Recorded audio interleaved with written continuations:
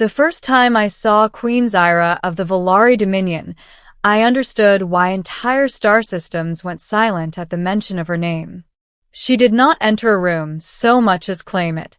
The air itself seemed to bend, colors dimming around her tall, angular form. Her exoskeletal crown, grown, not forged, curved backward like frozen lightning, and her eyes glowed with a soft violet light that never blinked.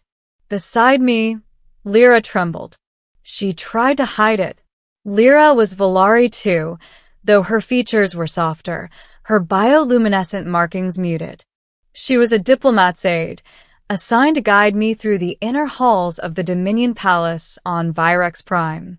Her hands clasped and unclasped in front of her, thin fingers twitching. "You don't have to be afraid," I whispered, though I wasn't sure whether I was reassuring her or myself. She looked at me with disbelief. "You are human," she said quietly. "You don't understand what she is." That was fair. Humanity had only joined the Galactic Compact 30 years earlier. We were still new, still considered fragile by the older species. The Volari, especially, had a long memory of conquest. Queen Zyra had ruled for over 2 centuries, her reign marked by ruthless efficiency and absolute control. Lyra swallowed. "She ended the wars of fracture by burning 6 worlds," she said. "Entire civilizations. She did it to bring peace." I had read the reports. I had seen the numbers. But standing there, feeling Lyra's fear ripple through the air like static, made it real in a way no data slate ever could. "I'm not here to challenge her," I said. "I'm here to speak." Lyra gave a short, humorless sound. Words mean little to a queen who commands annihilation. The chamber doors opened with a low harmonic hum. Queen Zyra sat upon her living throne, tendrils of biometal woven into the floor like roots. Around her stood the high caste, generals, seers, genetic architects. Every one of them watched me with open curiosity, as if I were an insect that had wandered somewhere it did not belong. I stepped forward alone. Lyra remained behind, her fear anchoring her to the doorway. "Human envoy," Queen Zyra said, her voice resonating directly in my skull. "You requested this audience against the council of your own kind." "Yes, your radiance," I replied, forcing myself to meet her gaze. "Boldness," she said. "Or ignorance." "Sometimes both," I said honestly. A ripple of surprise passed through the court. Volari did not value self-deprecation. Queen Zyra tilted her head, studying me as if recalculating. "You come at a curious time," she said. "Your species petitions for alliance. Yet your border worlds resist our protective oversight." "Because protection can feel like occupation," I said. A sharp intake of breath came from Lyra's direction. I could feel her terror spike. Queen Zyra's eyes brightened. "Careful, human. Fear keeps civilizations alive." I nodded. "Fear can also keep them small." Silence fell. I could hear my own heartbeat. Queen Zyra rose from her throne, towering over me. She descended the steps slowly, deliberately. Each step felt like a judgment. "You speak of strength," she said. "Yet your people are short-lived, soft-bodied, divided.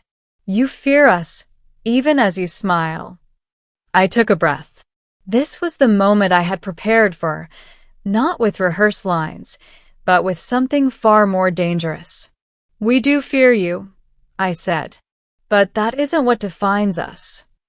She stopped a few paces away. "Then show me."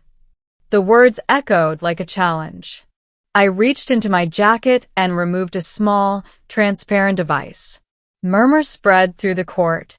Weapons were forbidden here, but this was no weapon. "What is that?" Queen Zyra asked. "A memory lattice," I said. "From Earth." Lyra gasped softly. She knew what it was. Many in the compact did. Humans were one of the few species that shared emotional records freely, unedited, unfiltered. You would bare your mind before me? Queen Zyra asked. Foolish. Necessary, I replied. I activated the lattice. The chamber dissolved. Suddenly, we stood amid ruins. Smoke choked the sky. Sirens wailed. A city, human, lay shattered by orbital debris. The memory was raw, shaky, taken through my own eyes. Queen Zyra stiffened. The high caste recoiled slightly and used to such immersive vulnerability. This is Earth, I said, my voice layered over the memory. 27 years ago, before first contact, before the compact, the scene shifted. Humans pulled survivors from rubble. Hands bled. Faces were streaked with ash and tears. A child cried for her mother. Someone sang, softly, to keep others calm. We did this to ourselves. I continued. War. Fear. Pride. The memory jumped again. Hospitals overflowing. Doctors collapsing from exhaustion.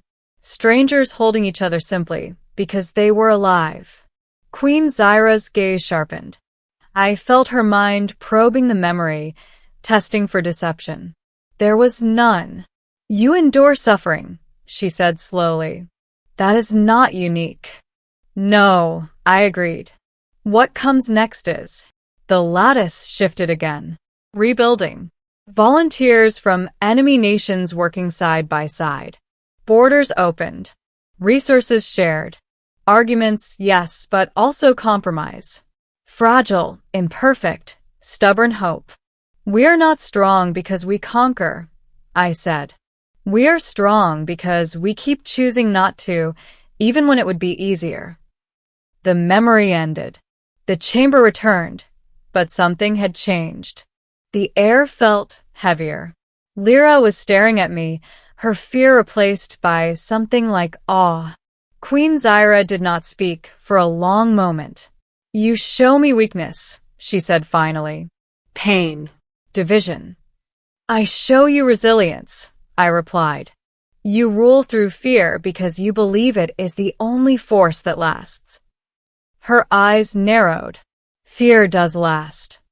So does love, I said. So does trust. They just take longer to grow. A murmur spread through the court. Some looked intrigued. Others looked offended. Queen Zyra turned her gaze toward Lyra. You fear me, she said. Lyra flinched but did not deny it. Yes, your radiance. Why? The queen asked. Lyra hesitated, then spoke, her voice trembling. Because you are unstoppable. Because you decide who lives and who ends. Queen Zyra looked back at me. Even my own people fear me. And yet, my dominion stands unbroken. At what cost?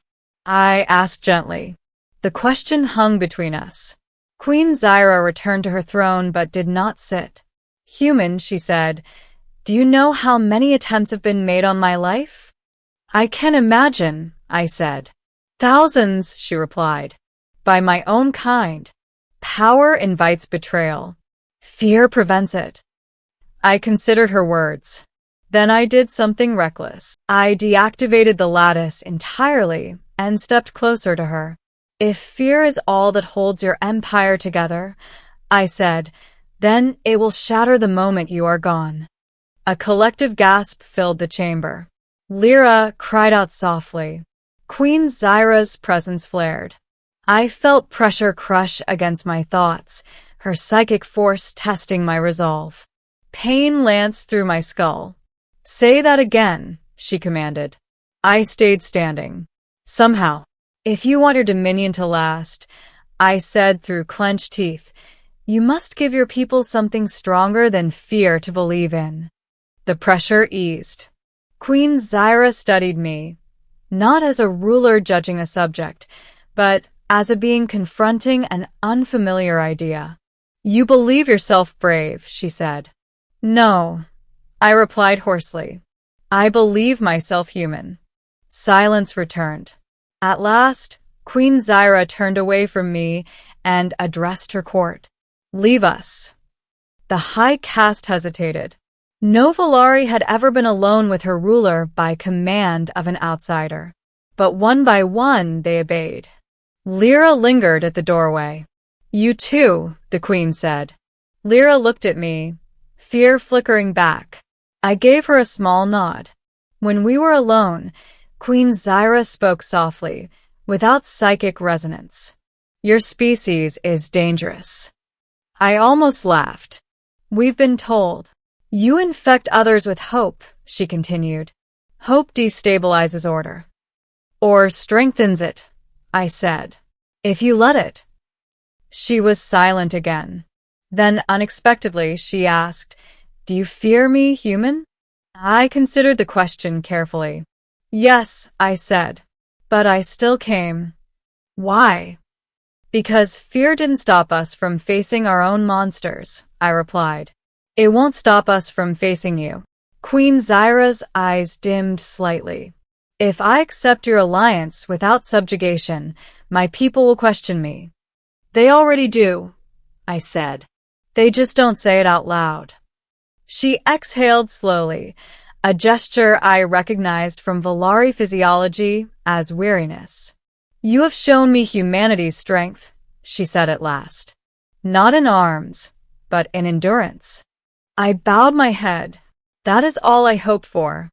When Lyra returned later, her eyes searched Queen Zyra's face, uncertain. The queen addressed her. You no longer need to fear me as you did. Lyra's bioluminescent markings shifted, glowing softly, a sign of emotional release. She looked at me, wonder replacing terror. As our ship departed Byrex Prime, the news spread across the compact. The Valari Dominion would enter an equal alliance with humanity. No forced oversight. No occupation. Lyra stood beside me at the viewport. You changed everything, she said. I shook my head. No. We just showed them something they'd forgotten. She watched the stars stretch into lines as we jumped to hyperspace. What? That fear may rule, I said, but it doesn't have to define the future. Behind us, on a throne grown from living metal, a queen who once ruled by terror began to imagine a legacy built on something stronger. Months later, the galaxy felt different. Not quieter. Space was never quiet, but steadier, as if countless civilizations had loosened a collective breath they hadn't realized they were holding. Trade lanes once patrolled by Valari warfleets now carried mixed convoys. Human engineers, Valari scientists,